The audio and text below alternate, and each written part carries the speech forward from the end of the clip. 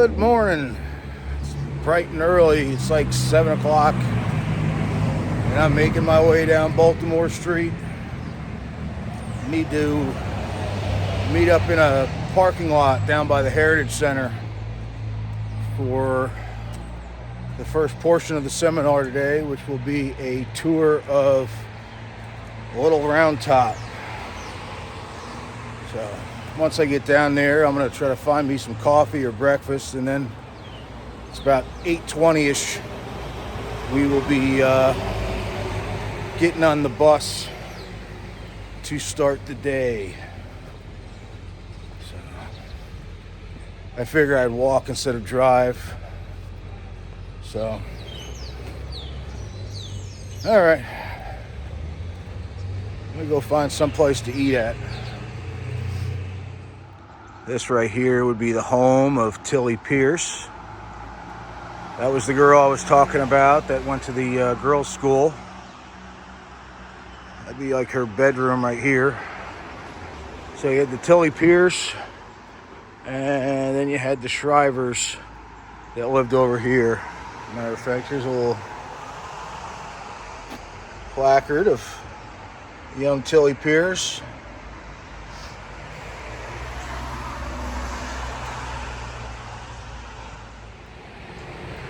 Shriver House, which is a walk-through museum, see how people lived back during the Battle of Gettysburg. Very cool, very interesting. If you ever come to Gettysburg, make sure you check out the Shriver House. Ended up having breakfast at McDonald's. I guess I got up too early for Gettysburg. I didn't see anything open until I got to McDonald's. But I got a nice hot caffeinated beverage. And I'm gonna make my way over to the parking lot and just sit, wait for the bus. So, all right. Breakfast is over. Class begins.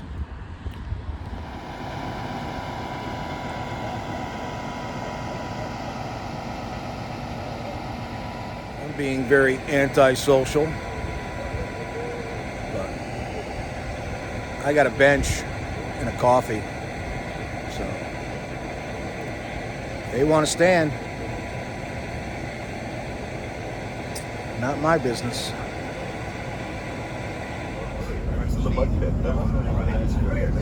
Been a long time since I've seen that film. There's a bathroom, so that's good. Yeah, 12 weeks. Buses, transportation, to get to Little Round Top. But and then I should mention that after the bus drops us off, the bus is driving away, and it will pick us up.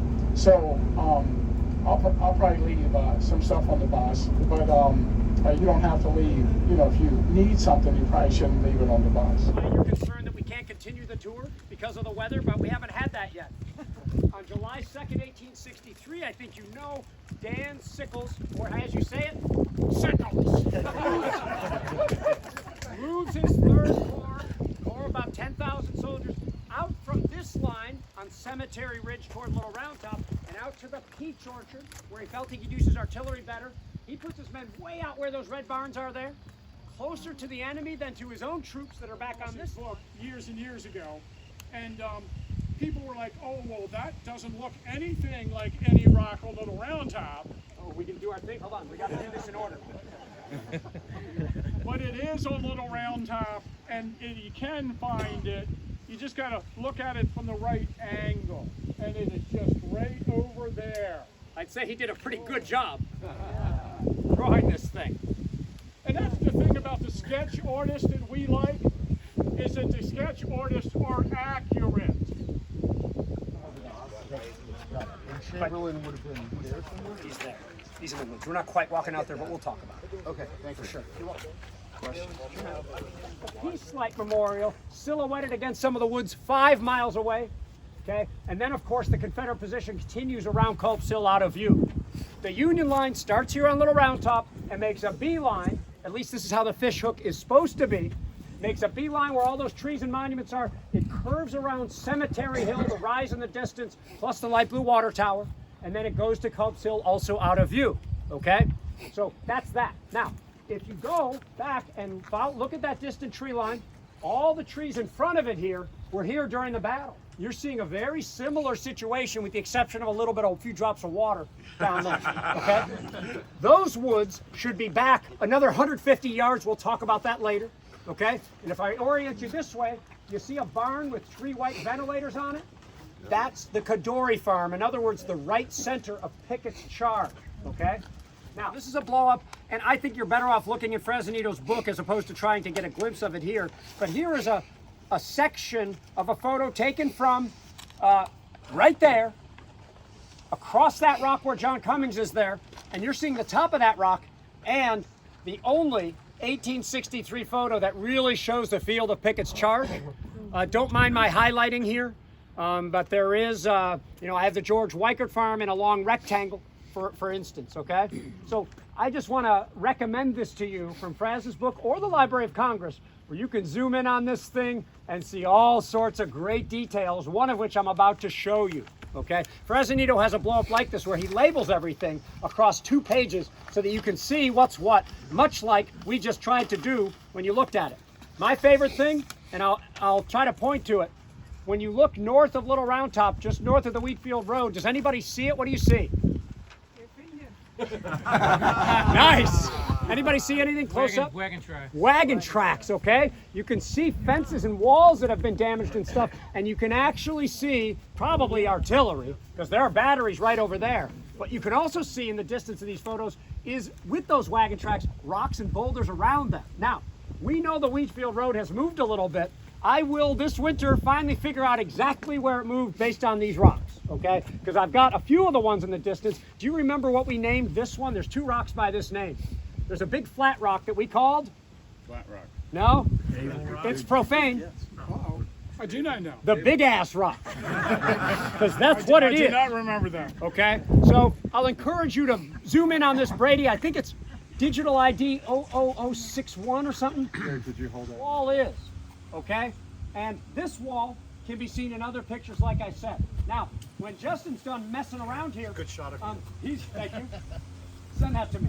You didn't take it. You yelled at me. Now, what he's got is a photo taken a little down the hill, looking toward the Warren Rock.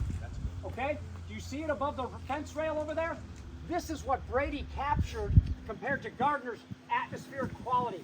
Look at what Brady was able to do, the master of the craft. And make sure you know that Matthew Brady is often, somewhere in the middle. But here's the important part. Matthew Brady either trained or employed just about every major Civil War photographer. Okay? I mean, he was the man. Gardner, Barnard, Russell, Wood at some point. Okay? He trained everybody. Now, he learned from other people, and he passed it on. I was Okay? curious when the park started talking about restacking the stone walls, whether they would redo this stone wall. This stone wall disappeared early on because this was the area that sort of became the place where Little Round Top groups started to stop and talk about the battle, starting in the 1870s when we had large amounts of tourists starting to come to Gettysburg. And so the tired guy could pant his way up here, okay? So just cool part of the history. The Trust has now 7 videos about the movie, interviewing people and stuff, and I got more to come. So those will be cool. What's that? Where's that group photo? Which group photo? The one you were just showing. Well, I guess it's being passed around. It's gonna come.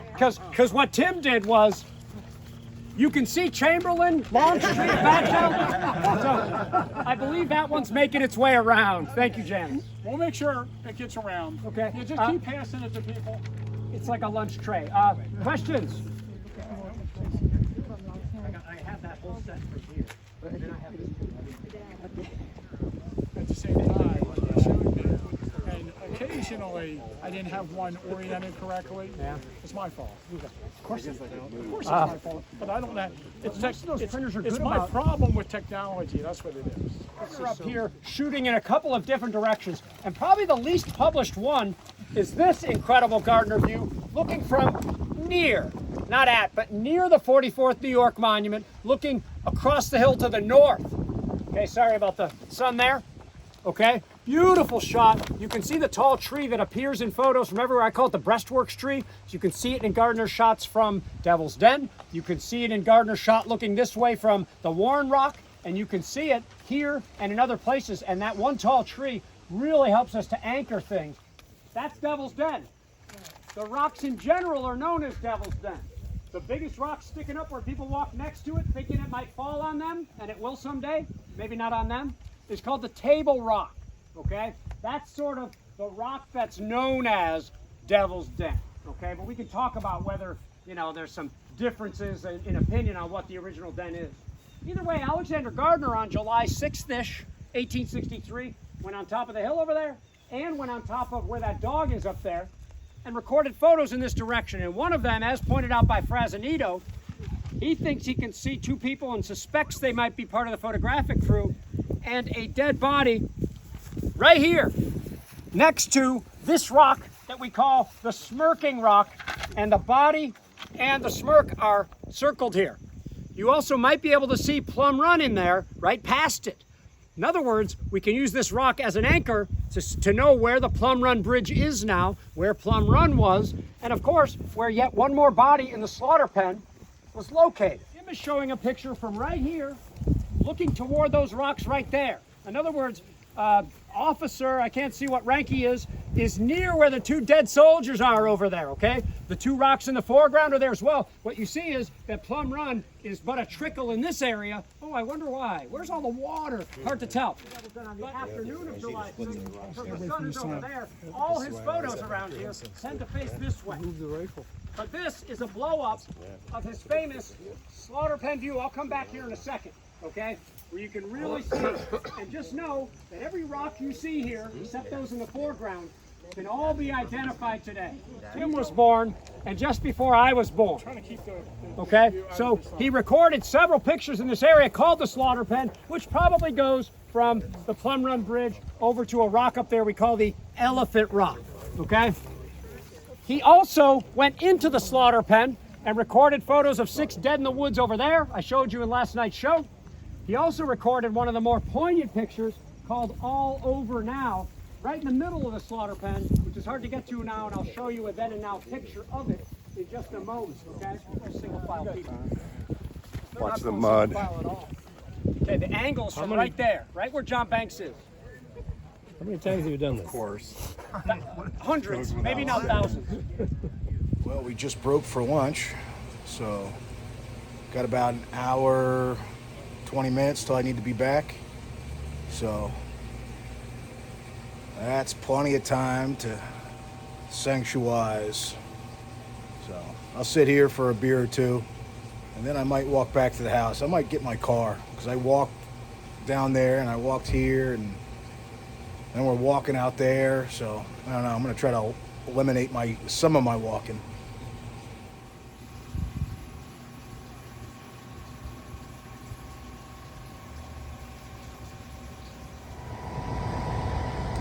Well, never made it back to the car, so I just finished up at the Sweeney Tavern, walked back over here.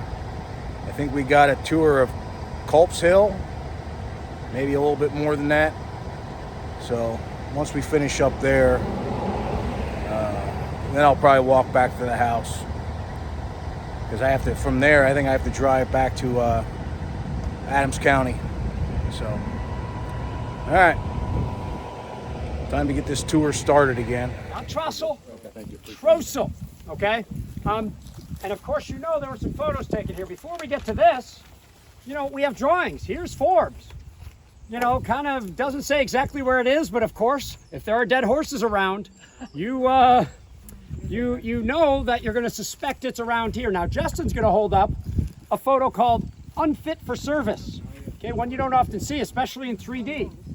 Now, I don't know if y'all have seen, but, you know, after years of trying, John Heiser seemed to have... so, they're pretty far back. He took 2 photos. In the picture, the artillery shell hole below the diamond.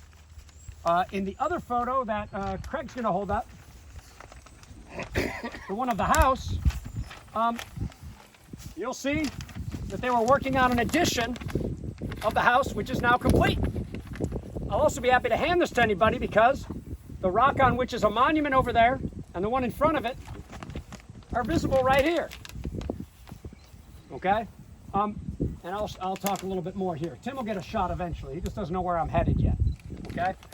Can everybody see that? Mississippi starts coming here right as the 9th Massachusetts Battery, represented here by a monument and some guns, start falling back, retiring by what? Recoil. By recoil. Wow, this is well known. Coming down this way. And eventually between the wall that's here and the hog-tight cowhide fence that's over there, they get penned in the corner till they're fanned out. And famously, there's an intense fight. If you want to capture guns, what do? Shoot the horses. Okay, so 80 horses from that one battery. 6 guns, 18 horses per gun or so. You can do the math. They're going to kill a whole lot of those horses, and that is the subject of the photos that you're seeing here. And his was something like, you know, the blazing midsummer sun cooked the pot of offal, emitting a miasmic blah, blah, blah, blah, blah. So I enlisted the help of a friend who was it's better than what I said. I just can't remember it all. So I set out to write a deliberately over-the-top sentence, and it goes like this. It talks about how they couldn't bury the horses, of course. They were too big, so they gathered them together in big heaps using what? Other horses. Okay? Not kerosene, yeah. Sorry, they gathered them together using horses in big heaps and burned them. And it says, as flame consumed these grisly remains, a fetid fog of foulness rose from the grotesque pyres, casting a pall of putrefaction over the deluge of death at Gettysburg. And I think with that, I'll stop. Thank you. One thing I wanted to, maybe Gary alluded to it, but the original farm lane for the Trossel farm at the time of the battle came down the road, and it's on this side of the stone wall. And he says, the bodies of slain soldiers were buried, and those of the horses, some untouched, and some consuming by fire, were scattered thickly over the fields. During our ride within the Union lines, we saw the remains of no less than 200 of these noble brutes, many of them on fire, the smoke of which, with the effluvium of decomposition everywhere, filled the attack is a mile wide. You know, I'm not sure if they really need an aiming point. Go ahead and you'll hit it, okay? It's also called the high water mark, something sort of popularized by Gettysburg's first historian, John Batchelder, you know, to say that after Gettysburg and after Pickett's charge, the Confederate crest was never so high. Maybe you want to include that Vicksburg thing too. Okay, and because this is known as the high water mark, and of course the high water mark has to be at the battle scene as the Civil War mecca of battlefields, of course that means that Gettysburg's the turning point of the Civil War, something with which I don't agree. Okay, so we got a lot going on there. Now, General Meade has long known, and Meade's over there watching us, that the attack's going to take place here. This is no feint, okay? And he begins to send 1,000, 2,000, 5,000, 10,000. I think more than 20,000 troops are actually ordered to the center. Confederates are only attacking with 12,500. Also, the Union now has the Confederates in rifle range. They start to open up and pepper the Confederates. And also the Union bulges out over near what is now Pickett's Buffet, or was Pickett's Buffet, with Ohio and New York troops, and bulges out over here. What state? Vermont. Vermont men bulge out over here, and the Confederates are advancing into a three-sided box, okay? This isn't going to go well, but here, I don't know how many people reached the road. We can never agree on that, but a whole lot of Confederates reached the road, went over the fence, and went and found that it was a sunken road. Gettysburg has a sunken road or two, okay? And a lot of them just stood there, okay? Either the crazy or very devoted ones got up over that second fence. Tim, what's going on here? Oh, the Bryan house. Abraham Bryan lived here at the time of the battle. He bought the farm in the 1850s and he sold it in the late 1860s. But he had lived in the town of Gettysburg since the 1840s, and we have discovered some new documents about Abraham Bryan from the Chester County Historical Society, and one of his daughters actually marries a man from the Confederate Army from Atlanta, Georgia, a cook, free black. Oh, actually, well, I guess he was traveling with the Army, and he stayed here after the battle and married this girl. I think his mother was the slave of the owner in Georgia. And also, according to one of his daughters, or maybe it's an account left, one of his younger daughters, Abraham Bryan, supposedly is a conductor on the Underground Railroad, according to that document.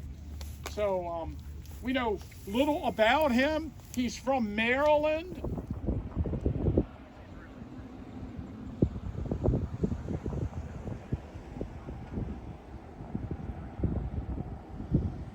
Well, we're finishing up here.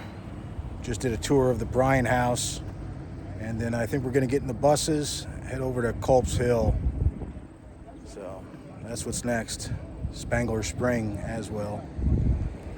Documentation about it being more open than it is now. And of course, we are on Henry Spangler's property. It was his father's before him, Abraham Spangler. Abraham lived at the time of the battle in Gettysburg West Apartments, like over there near the old golf course on Route 30 beyond the first day's battlefield. Henry Spangler lived in a house on the Baltimore Pike, and he actually owns a farm on the field of Pickett's Charge, in which a tenant farmer is living at the time, and that's where Pickett's division lined up. Again, like the Weikerts or the Culps, we got Spanglers, and more Spanglers. They seem disconnected, but they're all connected to the larger story of the battle. And you know, there is fighting along Spangler Spring, but what Gary's going to talk about, all you hear about when you come here is how soldiers of both sides drank water from the spring. Did both sides use this spring? Yes, we have good accounts of that, okay?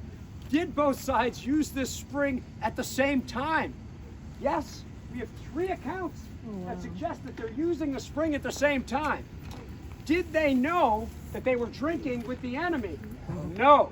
All 3 accounts are very specific on this point, that they come in, it's a very dark and confusing night, you gave up your works, you're trying to come back into them. A lot of people are captured on this dark night and whatnot, and you come to get some water, and they're like, this is a tough day. Yeah, who you boys with? 15th, what? Okay, and they got out of there. It happened on both sides, okay? But you can see that it's close enough to be able to extend the story to them hanging out and chilling out and drinking the cool, clean, pellucid waters of Spangler Spring, right? Now, because this thing became a thing, everybody wanted to come and see it. Crowd in a little bit more because things are going to get nerdier. Hours work. It still really never totaled the casualties of some of the other part of the field, because all the Yankees are behind breastworks and earthworks. Again, breastworks are ideally supposed to go up to where? Your breast. And what we see now are just little low mounds. This is actually them right here. Some of the works that are left. There are only a little bit of earth left. But at the time, look at the photo Joey's holding. Hold it up higher if your shoulders don't hurt too much. All right, just got let out for dinner break, and I am currently making my way down South Washington Street, just past South Street, which you took that out, that'd bring you to the Sweeney Tavern. But I'm gonna head back to the house. I think I'm gonna take a quick shower or something, maybe, I don't know. I'm gonna put on something a little bit more comfortable before I head back over to the museum for tonight's presentations. So, all right, I think quick shower, then a quick dinner, then back to the museum.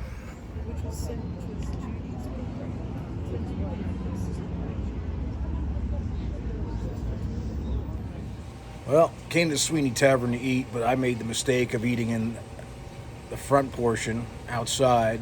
So I think the bees were enjoying my dinner more than I was. So I just walked away.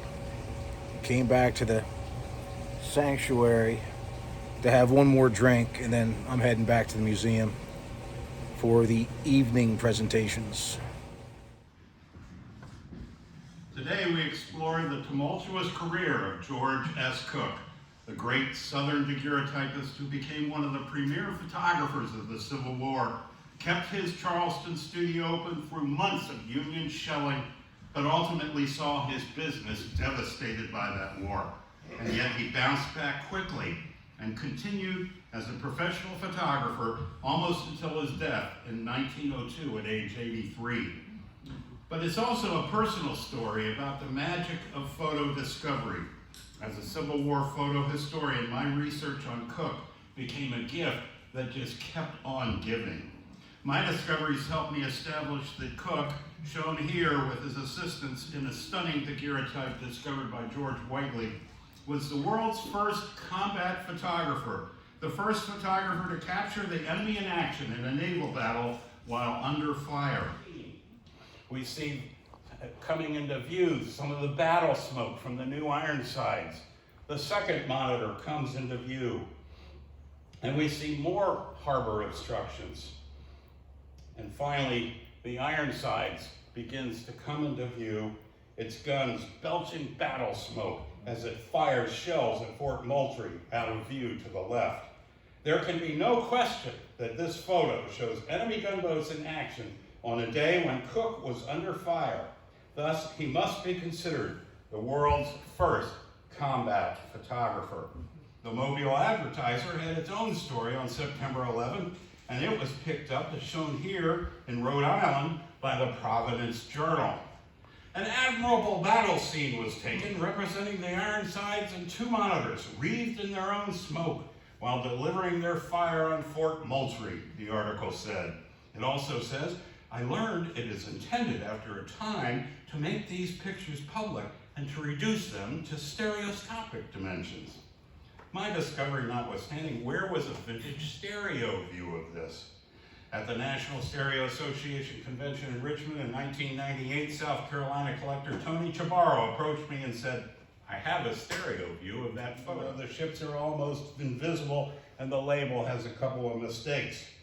It was created and sold in 1880 by Cook's son, G.L.G. Cook, as part of a series of about 20 stereo views of Charleston during the war. So for my second book, The Civil War in Depth, Volume 2, I was able to publish an actual 19th century stereo view.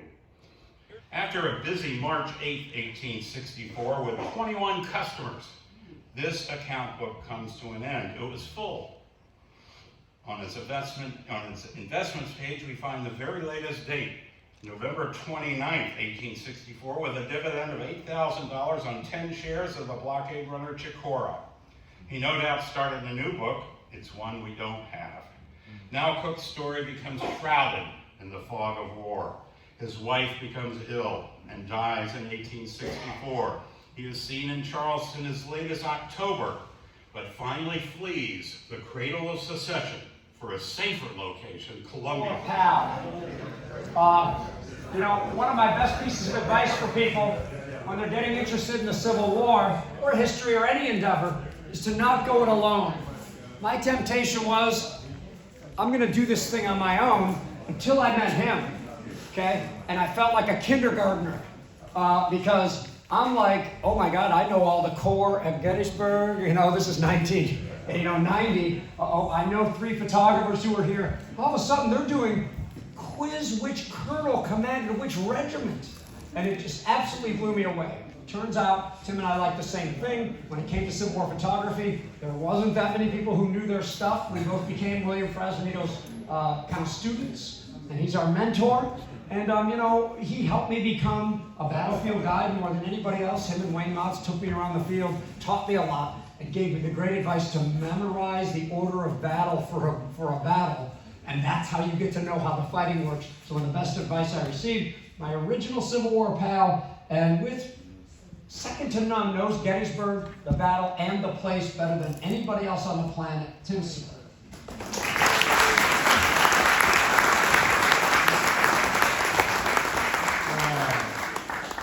So I wanted to talk a little bit about William Tipton, and we talked a lot about him today.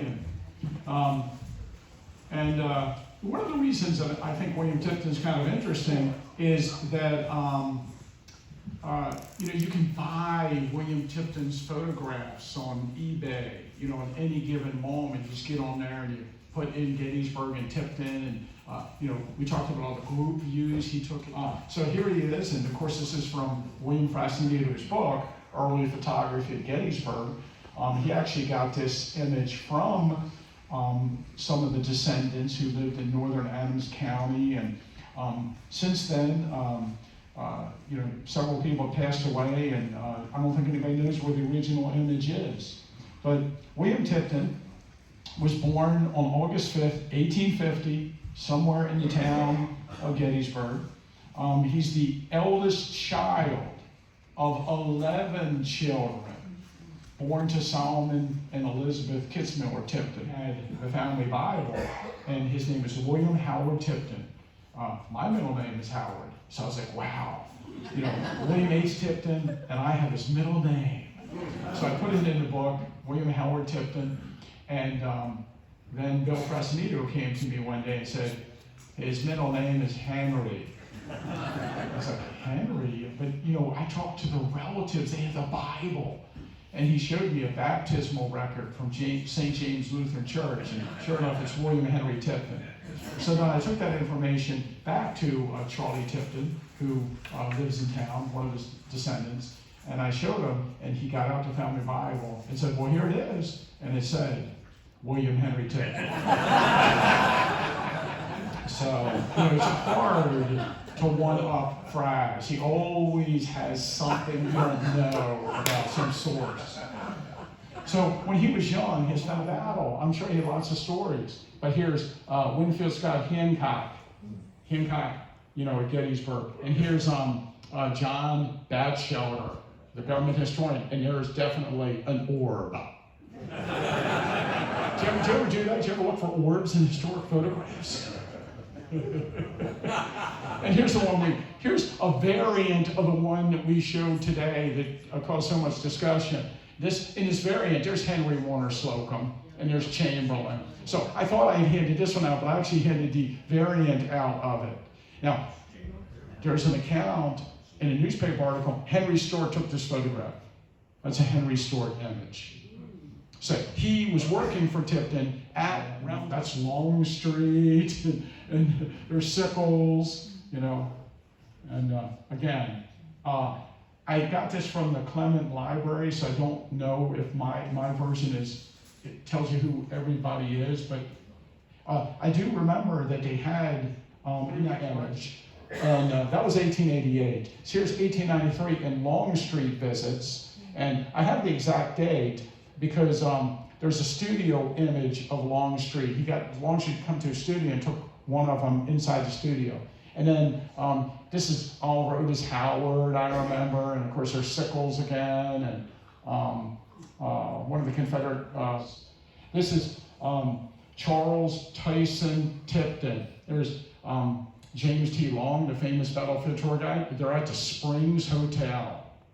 Now, he took over for his father when he died. And again, he's taking images at the 1938 reunion and putting together these books that we have here. In 1940, when the park took over in 1933, they eventually got a historian, and they put an advertisement in the newspaper. I should have put it in here. And it asked if anyone in the area had any photographs of what the battlefield might look like at the time, because they were going to try to restore it to its appearance as early as they could. And he gave the park in April 1940, 2,000 of his father's battlefield negatives to the Gettysburg National Military Park. And they made copies of them, and the originals of those negatives today are at the National Archives in Washington, D.C. I think, I'm going to guess it was in 1990. Yeah, William Frasnito and I were at Evergreen Cemetery, and we visited William Tipton's grave. And I noticed that he had a son named Charles Tyson Tipton. And William Tipton had named his son after his mentor who taught him the photography, vocation. And I said to Bill, wow, one day I'll have a son, and I'm going to name him William Frasnito Smith. So fast forward 15 years later, and my wife's pregnant, and Bill comes up and says, "How's little Billy doing?" And I remember going to my wife and telling her that, Bill expected us to name the kid William Fascinator Smith. And so my son, Sam,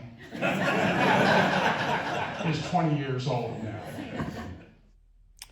After Tim Smith gave his presentation, they opened it up for everyone else to give their photo stories and theories. And then after that, they cut everybody loose and got back to the house. I'm going to go to bed. And then nice, bright and early tomorrow, starting off with the Rose Farm. So until then, thanks for watching, and I will see you tomorrow for the last day of this seminar.